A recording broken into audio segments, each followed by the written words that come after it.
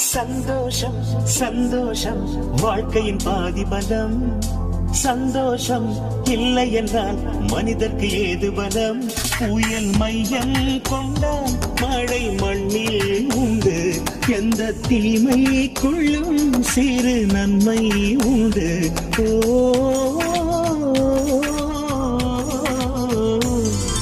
சந்தோஷம் சந்தோஷம் வாழ்க்கையின் பாதி பலம்.